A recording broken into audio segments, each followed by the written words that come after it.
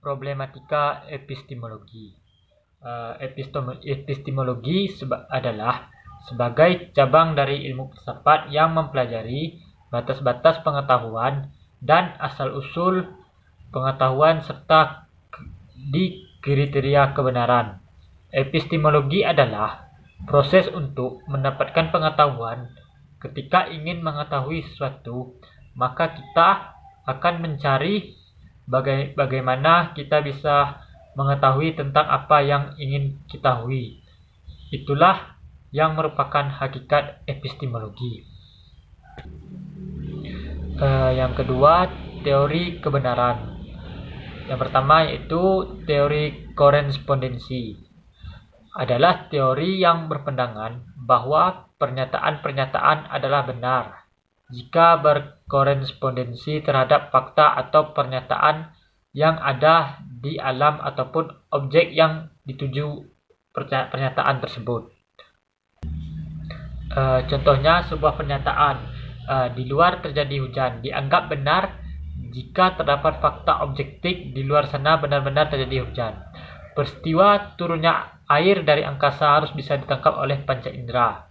Jika tidak bisa ditangkap oleh panca indera, maka peristiwa hujan itu bukan merupakan fakta, melainkan hanya peristiwa delusi yang hanya berada di dalam imajinasi si pemberi pernyataan. Yang kedua itu teori koherensi. Teori kebenaran koherensi atau konsistensi adalah teori kebenaran yang didasarkan kepada kriteria koheren atau konsistensi. Suatu pernyataan disebut benar bila sesuai dengan jaringan komprehensif dari pernyataan yang berhubungan dengan secara logis. Sebagai contoh, di dalam disiplin ilmu matematika terdapat pensulat bahwa jumlah sudut semua jenis bangunan ruang segitiga berjumlah 180 derajat. Jika ada suatu pernyataan bahwa terdapat suatu bentuk segitiga itu jumlah sudutnya 210 derajat, maka tanpa harus menyaksikan bukti faktual segitiga tersebut, kita bisa menyatakan bahwa pernyataan orang tersebut tidak benar, karena ini bertentangan dengan pensulat. Yang ketiga itu teori pragmatisme. Teori kebenaran pragmatis adalah teori yang berpandangan bahwa arti dari ide dibatasi oleh referensi, konsekuensi ilmiah, personal atau sosial. Benar tidaknya suatu dalil atau teori tergantung kepada berfaedah tidaknya dalil atau teori tersebut bagi manusia untuk kehidupannya. Kebenaran suatu pernyataan harus bersifat fungsional dalam kehidupan praktis. Selanjutnya yaitu teori formatif. Formatif adalah ujaran yang tidak dapat dibuktikan kebenarannya berdasarkan fakta objektif maupun konsistensi logis yang dikandungnya, melainkan berkaitan dengan layaknya atau tidaknya ujaran tersebut dikeluarkan oleh sang penutur. Atas dasar itulah kebenaran formatif mengandalkan otoritas penutur sebagai dasar kebenarannya. Otoritas ini dimaknai sebagai adanya wewenang, kepakaran atau kompetensi sang penutur dalam hal yang diungkapkan dalam ujarannya. Hakikat pengetahuan. Yang pertama yaitu realisme. Realisme mempunyai pandangan realistis terhadap alam pengetahuan. Menurut realisme, pengetahuan adalah gambaran atau kopi yang sebenarnya dari apa yang ada dalam alam nyata, dari fakta atau hakikat.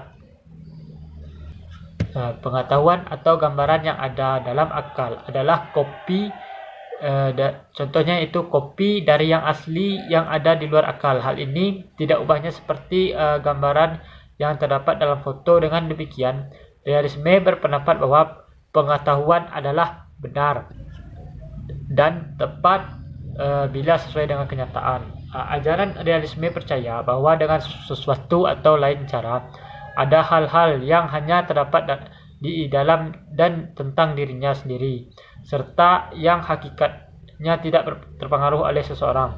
Sebagai contoh, fakta menunjukkan suatu meja tetap sebagaimana adanya, berarti tidak ada orang di dalam ruangan itu yang menangkapnya. Jadi meja tidak tergantung pada gagasan kita mengenai, tetapi tergantung pada meja tersebut. Yang kedua itu idealisme. Para penganut aliran idealisme berpandangan bahwa pengetahuan adalah proses-proses mental dan psikologis yang bersifat subjektif. Ajaran idealisme menandaskan bahwa untuk mendapatkan pengetahuan yang benar sesuai kenyataan adalah mustahil bagi idealisme. Dunia dan bagian-bagian yang harus dipandang sebagai hal-hal yang mempunyai hubungan seperti organisme dan bagian-bagiannya. Yang kedua itu empirisme. Empirisme adalah pengetahuan berdasarkan pengalaman. Tentang asal-usul pengetahuan, para penganut aliran ini mengatakan bahwa pengetahuan berasal dari pengalaman seseorang. Tentang hakikat pengetahuan, mereka mengatakan bahwa pengetahuan adalah pengalaman. Selanjutnya itu positivisme, merupakan suatu perpanjangan dari empirisme. Para penganut aliran ini menolak kenyataan di luar pengalaman. Mereka juga mengatakan bahwa kepercayaan yang berdasarkan dogma harus digantikan pengetahuan yang berdasarkan fakta. Selanjutnya praktisme. Menurut aliran ini, hakikat pengetahuan terletak dalam manfaat praktisnya adalah bagi kehidupan. Pengetahuan adalah sarana bagi perbuatan. Bahwa yang penting adalah pengaruh sebuah ide atau pengetahuan bagi sebuah rencana lain. Nilai sebuah pengetahuan akan tergantung pada penerapannya secara konkret dalam kehidupan masyarakat tersebut. Yang terakhir itu sumber pengetahuan. Pada dasarnya, manusia menggunakan dua cara dalam memperoleh pengetahuan yang benar. Yang pertama melalui rasio dan kedua melalui pengalaman. Paham yang pertama disebut sebagai rasionalisme, sedangkan paham yang kedua disebut empirisme. Rasionalisme adalah sebuah paham yang menekankan pikiran sebagai sumber utama pengetahuan dan pemegang otoritas terakhir bagi penentu kebenaran. Adapun cara kerja rasio adalah melalui berpikir deduktif. Menurutnya bahwa manusia awal mengetahui segala sesuatu itu bersifat a priori, yang prinsip-prinsipnya sudah ada sebelum manusia berusaha memikirkannya, karena bukanlah ciptaan pikiran manusia. Sedangkan indrawi selalu dicurigai karena berubah-ubah menjadi landasan yang kokoh ilmu pengetahuannya. Sebenarnya sama dihadapi oleh rasio, di mana bebas pengalamannya dapat dievaluasi menjadi rasionalisme. Sedangkan empirisme adalah paham yang mengatakan bahwa pengalaman indrawi adalah satu-satunya sumber dan penjamin kepastian kebenaran. Adapun metode yang digunakan adalah pengamatan deduktif, seperti besi jika dipanaskan akan memuai. Demikian seterusnya, di mana pengamatan kita akan membuahkan pengetahuan. Tuhan, manusia, dan eskatologi. Tuhan mempunyai arti zat yang menciptakan makhluk dan seluruh alam semesta yang wajib disembah. Sedangkan dalam bahasa Melayu berasal dari kata tuan yang berarti atasan, penguasa, pemilik. Kata tuan ditunjukkan kepada manusia atau hal-hal lain yang memiliki sifat menguasai, memiliki, dan memelihara. Dalam bahasa Indonesia modern, kata Tuhan pada umumnya dipakai untuk merujuk pada zat abadi dan supranatural. Yang kedua, penanaman Tuhan di dalam Al-Quran. Rab adalah Tuhan Sang Maha Pencipta yang menciptakan keseluruhan alam ini. Tidak hanya sekedar menciptakan, tetapi juga dimaksudkan sebagai Sang Maha Pemelihara. Dan juga setiap kejadian tidak lepas dari kekuasaannya sebagai Sang Maha Pengatur. Selanjutnya Malik. Dalam Al-Quran, kata Malik dipakai untuk menunjukkan bahwa Tuhan yang berkuasa memiliki atau merajai sesuatu. Selanjutnya ilah. Secara etimologis, ilah mempunyai arti sebagai yang disembah, dengan sebenarnya atau tidak sebenarnya. Apa yang disembah manusia, dia itu ilah namanya. Ini membedakan seseorang apakah muslim atau bukan. Seseorang yang memiliki sembahan berhala atau api, Zoroaster atau matahari, dan banyak lagi. Apabila manusia menyembah nafsu, itulah ilahnya atau Tuhannya yang disembah. Selanjutnya itu Tuhan personal dan impersonal. Tuhan yang personal terdapat dalam paham-paham agama seperti Yahudi, Kristen, dan Islam. Konsep Tuhan dalam agama ini jelas identitas dirinya. Setiap agama memiliki nama Tuhan dan aktif serta memiliki berbagai sifat kesempurnaan. Yang jelas Tuhan personal, bukan hasil ide atau pemikiran manusia, tetapi didapati dari informasi wahyu yang dibawa oleh para utusan Tuhan. Tuhan sebagai zat yang impersonal. Tuhan yang impersonal adalah konsepsi tentang Tuhan yang berkebalikan dari konsep Tuhan yang personal. Tuhan yang impersonal adalah menolak konsep Tuhan yang bersifat pribadi atau antropomorfis. Tuhan yang impersonal banyak dipahami oleh kaum gnostik atau teosofi. Konsep agama Asia Timur tentang Tuhan impersonal yang mengatur dunia. Tatanan ini berasal dari dalam dunia sendiri, bukan aturan yang dipaksakan dari luar. Konsep Asia Timur dan konsep panteis berkebalikan satu dengan yang lain. Konsep Asia Timur dalam membicarakan Tuhan harus berbicara tentang dunia. Sedangkan dalam panteisme, untuk membicarakan dunia harus terlebih dahulu berbicara dengan Tuhan. Selanjutnya itu manusia. Pengertian manusia. Manusia merupakan makhluk yang berakal, berbudi maupun menguasai makhluk lain.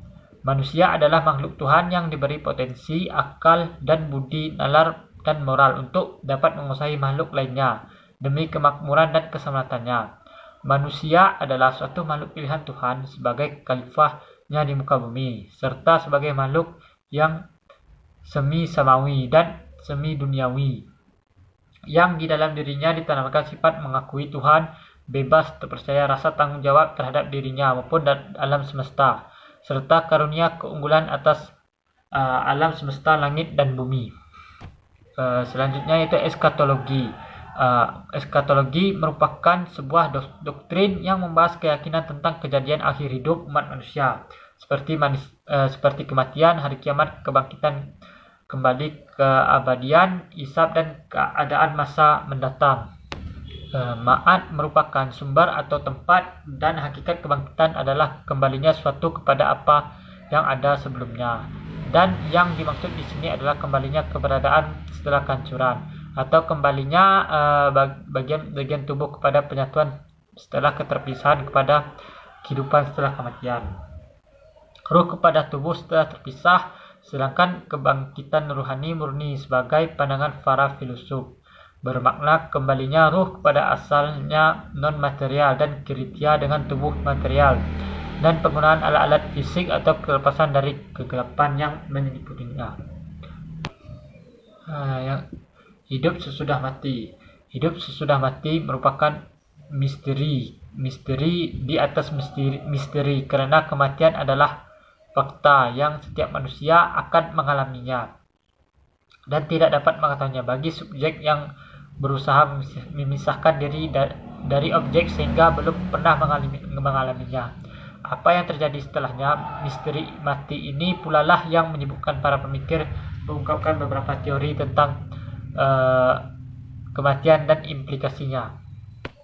Seorang tokoh eksistensialis yaitu Sartre yang sangat menegaskan kebebasan manusia, akhirnya dia mengakui bahwa manusia tidak bebas lagi ketika menghadapi kematian. Bagi Sartre, maut adalah sesuatu yang absurd karena kenyataan bahwa maut tidak bisa ditunggu, melainkan hanya bisa diharapkan akan datang. Tetapi kapan datangnya maut tidak ada yang dapat memastikannya. Kita tidak memiliki pilihan lain lagi. Maut adalah kepastian, yaitu nisbatnya kita sebagai eksistensi. Dengan kematian, eksistensi berakhir dan kita kembali ke esensi.